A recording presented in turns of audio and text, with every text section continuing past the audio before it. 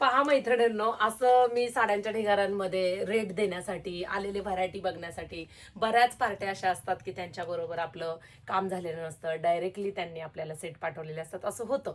पण तुमच्यासाठी व्हिडिओ का बनवला असेल? आता हा सेट सहज हातात आला, ही काही ऑर्डर मी दिलेली नव्हती.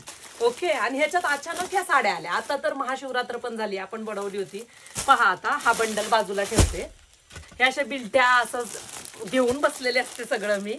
आता ही पहा, म्हणलं अरे महाशिवरात्रीची साडी. आता हे पाही मीच आहे, पण चेहरा थोडा वेगळा झालाय कारण त्यांनी आपल्याकडून फोटो मागवला नव्हता. थोडा AI चा उपयोग केला असेल, तर ही मीच आहे. ह्याच्यामध्ये मी छान दिसते बरं का थोडीशी.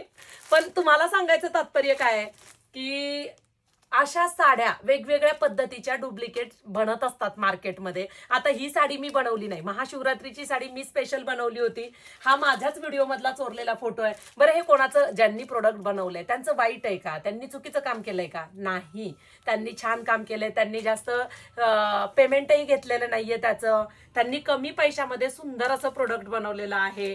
पण मला असं म्हणायचंय की प्रत्येक फॅब्रिक त्याच्या त्याच्या रेटनुसार मार्केटमध्ये बनत असतं. आपला जिथे विश्वास आहे तिथे आपण ते प्रोडक्ट घ्यायचं असतं. सहज साडी पुढे आली म्हणून तुमच्यासाठी व्हिडिओ करावासा वाटला. पहा, आता महाशिवरात्रीची आपली साडी जशी बनली आहे तशी सेम साडी बनलेली आहे. ही पण कापड वेगळं आहे, क्वालिटी वेगळी आहे. बघूया, तुमच्या समोरच मी पण ओपन करते. हा, दिलाय सेम तसाच ब्लाउज पीस दिलाय, पण चेक्स दिलाय. पॅटर्न, कपडा थोडासा हलका आहे, म्हणजे लिनन आहे पण वेगळा आहे, पॉलिस्टर मिक्स आहे. ब्लाउज पीसला पण डमरू दिलेले आहेत, हे बघा. आणि बॅक नेकला पण त्यांनी महादेवाची पिंड दिलेली आहे. ऑल ओव्हर फ्लॉवर घेतलेले आहेत. तर सांगायचं तात्पर्य एवढंच आहे की तुम्ही जिथे काहीही घेता, फॅब्रिक असो, गोल्ड असो, किंवा भाजीपाला असेल, काही असलं तरी आपला जिथे विश्वास असतो, जे छान वाटतं तिथे घेत जायचं. मार्केट आहे, सतत वेगवेगळे प्रोडक्ट, वेगवेगळे डिझाईन्स प्रत्येक फॅब्रिक वरती बनत राहतात.